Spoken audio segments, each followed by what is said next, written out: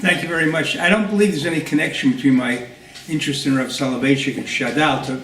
To my knowledge, the only time Rav Soloveitchik refers to Shadal is when he quotes his famous quip that, to begin with, Reformed Jews took Yikum Purkan out of the Siddur and then Vayimachet Kol HaYikun. So, but actually, in light of Dan Klein's thing about how Shadal realized that he was reading the text from the wrong way, when he reversed it, he was able to decipher it. Rabbi Soloveitchik in Kol Dodido Fake says the problem of trying to understand God's Hashgacha is we're reading it from below, or the wrong way. Although, unlike Shadal, we can't reverse it and see it from God's side. I had a brief introduction, which I'm going to leave out. I assume people know who Shadal and Ranak are by now, and probably they knew who they were beforehand. Actually, in my introduction, I had said that most of Shadal's writings were in Hebrew, and then I changed it in light of Professor Seller's remark. Then I decided to cut it out altogether. So let's get to the heart of things. So Shadal and Ranak are generally depicted as opposed to one another. First, in typological terms, they're seen as constituting polar opposites. And second, as a result of their opposition, they engaged in rather fierce polemical exchanges. Indeed, the contrast between the two constitutes a standard topos in the history of Jewish thought and Judaism in that era. For example, Shalom Spiegel's classic and elegant, if rather outdated, Hebrew Reborn, or Robert Seltzer's important work, Jewish People, Jewish Thought, where you could find them contrasting the two. More recently, Yehoyada Amir, in his new edition of Krochmal's Mor Nevuche Hazman, writes in a footnote, Megamato harayonit shel Shadal hayta menugedet b'tachlit lizo shel Krochmal l'dido, meaning to Shadal hadat hayehudit miyatzevet hashkafa alternativit. Took me a while to figure out that word. Alternativit lizo shel philosophia ha'elilit miyisoda. Darko harationalistit hadatid shel Krochmal shenish'enet al hagutam shel Rambam v'Ibn Ezra niret lo shiguya u'mesukenet. To elaborate a bit, Ranak, who was just noted, whose heroes were Rambam and Ibn Ezra, followed in their path, particularly that of the Rambam, and also in the path of Hegel, and saw religion and philosophy as having the same content. But while positive religion, Emunah HaToriyit, expressed that content in representational terms, Tziyurei Tchilat HaMachshava, to use the Rambam's phrase, Krochmal used the Rambam's phrase, philosophy, Chochmat Emunah, expressed that same content in conceptual form, Tziyurim Sechliyim Utvuniyim. Shadal, by contrast, whose heroes were, as already been mentioned, Rashi and Yehuda Halevi, followed Rabbi Halevi in opposing faith and philosophy, seeing philosophy as representing, as already been pointed out, Atticism, while faith in Judaism represents Abrahamism. So it was referred to before as Judaism, but he liked the term Abrahamism. It's a rather nice, right, alliteration, among other advantages. This general to a typological opposition between the two leads to the second reason why Shadal and Ranak are generally opposed, namely their rather sharp polemical exchanges. In 1838, in Keren Chemet, Shadal launched an extended, exceptional, harsh critique of the Rambam and Ibn Ezra, while in 1839, Ranak responded that same Keren Chemed with the defense of his two heroes and a very sharp attack on Shadal. In addition to this exchange regarding the general issue of the relationship of faith and philosophy, Ranak and Shadal clashed on the issue of the two Isaiahs, a issue I discussed in the articles in Conservative Judaism, to which Mark Bretler referred. Shadal affirmed the unity of the book of Isaiah, arguing that chapters 40 to 66, like chapters 1 to 39, were written by the 8th century BC prophet Isaiah ben Amos. He said he did this not because the unified authorship of the book was affirmed by tradition. He always claimed he was a choker chavshi, but by examining the content of these prophecies of the second part of Isaiah, so it seemed to him, such a literary analysis indicated that they were written as predictions of a far-off future. And therefore, to say they couldn't have been written by the 8th century BCE prophet Yeshayahu ben Amos really is a theological issue. It constitutes a denial of the reality of prophecy and therefore of the ability of the prophet to foretell the future.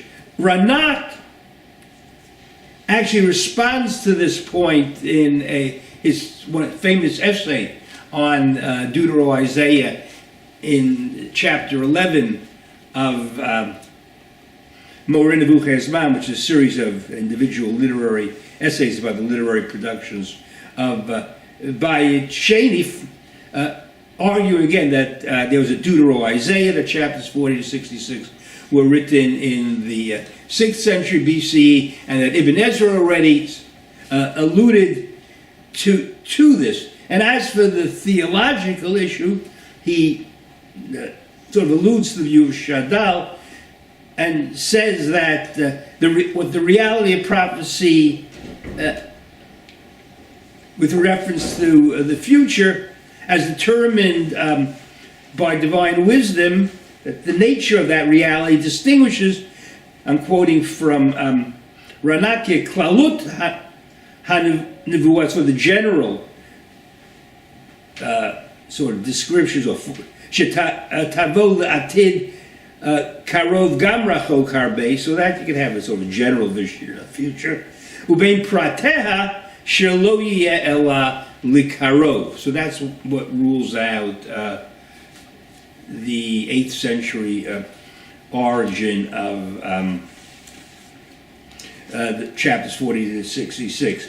This polemical exchange about the Deutero-Isaiah leads us, however, to the commonalities between Ranak and Shadal. Commonalities to which less attention has been paid, and that's really sort of the point of this paper. We'll seek to bring out these commonalities through an examination of their writings on the book of Koheleth, as found in Ranak's essay on that book, again in chapter 11 of Moreh Nebuchadnezzar, and Shadal's early commentary on Koheleth, which he wrote in 1820, when he was, it's easy to figure out, when he was 20 years old with a Mavo, as well as, although I won't focus on that, his later revisions. Both of these can be found, incidentally, online. Moreh Nebuchadnezzar is in Sfaria. The commentary of Shadal in general, including on Koheleth, is in Al HaTorah. Actually, I'm going to come back to that point at the end. So, coming back to what I noted before, where we saw that Shadal stated that he did not affirm the unity of the book of Isaiah because of the authority of tradition. Again, he refers to himself as a choker chavshi, but because of theological considerations. So this led him, along with Ranak, to affirm both on the basis of content and language the view, to affirm the view or to reject the view that to reject the view of Solomonic authorship and to affirm the view that Koheleth was one of the latest books of the Tanakh, actually written at the time of Bayit Sheni, towards sometime before the Greeks conquered the land of Israel. Perhaps more important, they both rejected what they viewed as the harmonizing view of the sages and of traditional commentators, including, they both refer to Mendelssohn, even though Mendelssohn generally followed the Peshat, who tried to gloss over the book's rather untraditional views and to bring it in accord with, as it were, orthodox theological views of the rest of the Tanakh. Finally, and most important, they themselves, as they reject the traditional view of the book, and they see at the heart of the book the idea of Gzeirah, divine determinism of all events, both natural and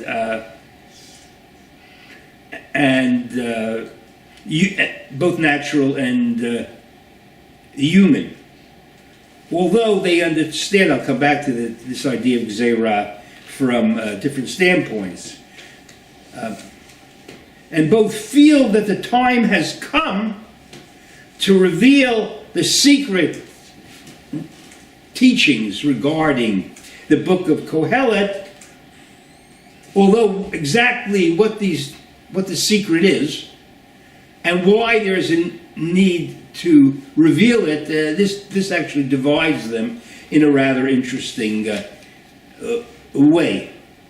So in light of these similarities, as I say, the general contrast drawn between the two really requires modification, and a more nuanced approach needs to be adopted. So let me elaborate a bit on these points which I covered, like in terms of Rashi Prakim.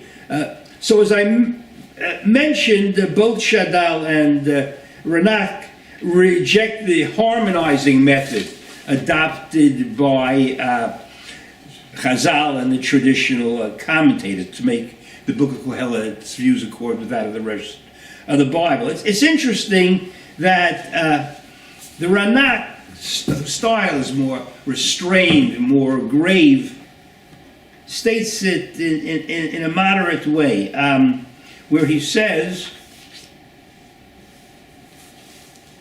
ובאמת כבוד חכמינו הראשונים לעולם ינחלו שעמלו לדרוש ספר שכבר נתקבל פעם אחת בין הכתובים ושלא רצו או שלא יכלו הראשונים להסירו ממקומו.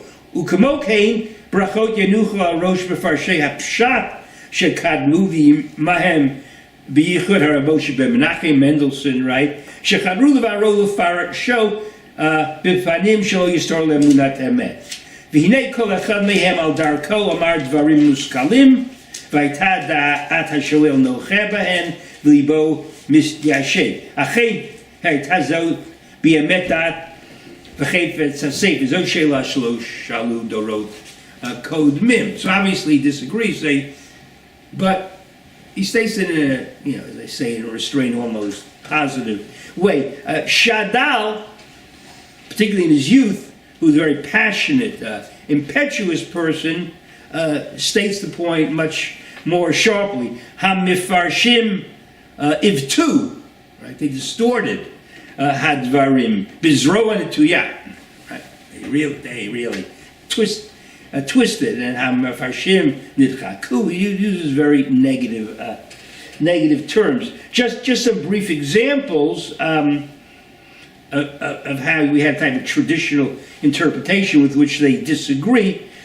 Famous example where Shadal says that the famous pasuk Mi yodei ruach b'nei adam ha'olah ha'ilamalo ruach ha'behema ha'ired hilamata, that this is clearly a rhetorical question, meaning man's spirit does not go up, and Chachamim changed the nikud to indicate, so it should be a question, but it should be a a statement here.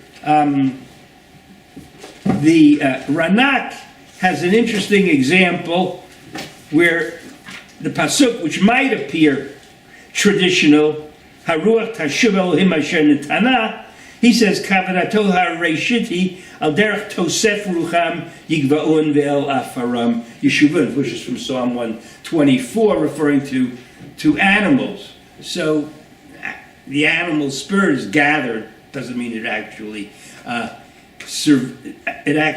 survives. Interesting, Shadal understands that pasuk as representing the Orthodox view, but he thinks, which many scholars have said, some scholar, who wanted to make the book more firm, had added it later on. So he calls it a tikkun sofrim. Let's turn to the issue of authorship.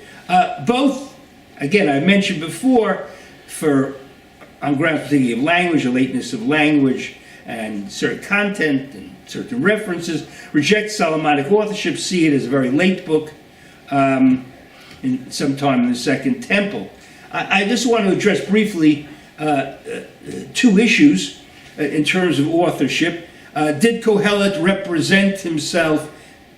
Why does Koheleth seem to represent himself as Solomon?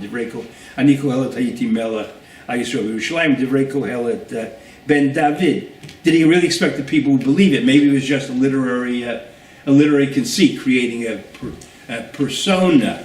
Interesting, Shadal has a rather tenuous view that wherever it said Koheleth, it was originally written Shlomo. They really actually intended to be taken to Shlomo, but Chazal changed every time you said Koheleth, Shlomo to Koheleth. What's more interesting is the Ranak's view that Koheleth never pretended to be a king, that Ben David means Mizera David, and Melech B'Yerushalayim doesn't mean a king, but in Persian circles, Melech could mean a rich nobleman, a rich landowner. And if you actually look at the description in chapter 2, it doesn't say he was a great king and queens and kings came to him and he had a great fleet. He built palaces and he built fancy houses and gardens, etc., etc., like rich people do. The other issue is, what about the appendix? Here Ranak has a famous view. The first two verses of the appendix, actually, whoever Koheleth is still writing.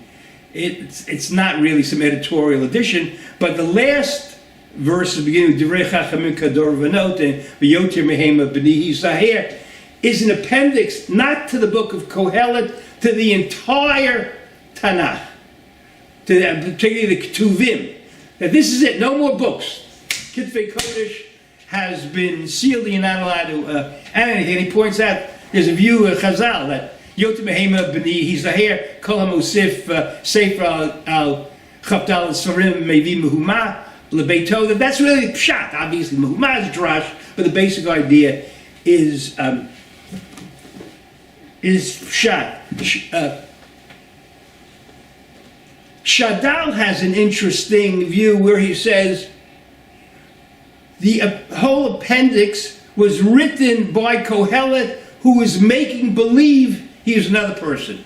So he's created two people. He's created Koheleth, and he's created an editor commenting on Koheleth. So actually I find this very striking, because the view of, if you look at the first edition of the Encyclopedia Judaica, where the article on Koheleth was written by H.L. Ginsburg, the view of Ranak that Koheleth never pretended to be a king, he was a rich landowner, is espoused by H.L. Ginsburg there. He goes a great length arguing that Melech doesn't mean king, it means some rich nobleman.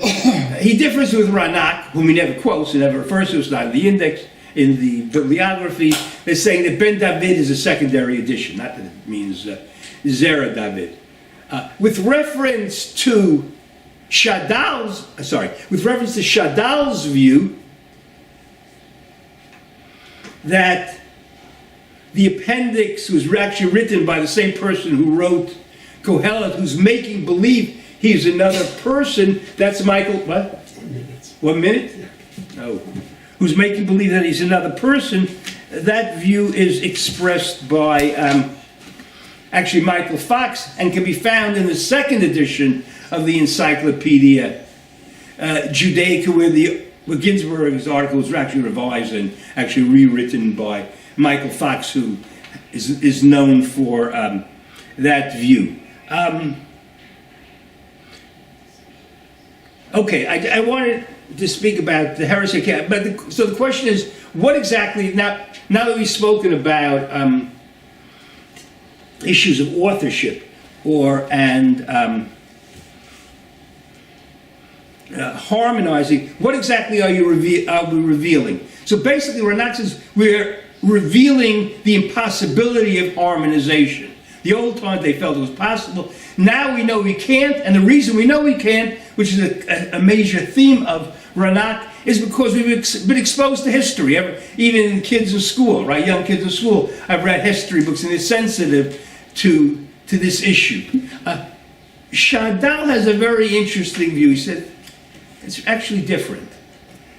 Despite the attempt of the commentators to sort of kosher Koheleth, the Hamon, who just read the book straight, they didn't read it, they knew that it was always problematic. They knew it was always problematic that it really seemed to deny hashgacha, schar v'onesh, olam haba. But they thought if King Solomon wrote the book, the wisest of all men, so it's probably okay. So what we have to reveal is that King Solomon didn't write the book. Some guy later on, so the sages will, so people will say, some later guy wrote the book, so why should we accept it? Really to diminish its authority. Okay, I think I'm going to have to skip over a discussion about exactly about the issue of hashgacha and why it's how they interpret the problematic nature. I just want to end with the fact that in this edition and in his later revisions, what Shadal keeps as basic is the non-Solomonic authorship of the book and the fact that it was written by a later person. It's interesting that Al HaTorah, the new blog, which has a comprehensive collection of all the Mefarshim, and say, you might want to say it's a new canon of traditional Mefarshim, includes Shadal and also Ho'il Moshe, who follows Shadal in saying it was a later book. And the fact that Shadal is now, as it were, part of an Orthodox canon may say something about the nature of Orthodox Judaism today, but that's the subject for another lecture and probably another conference. Thank you very much. Questions?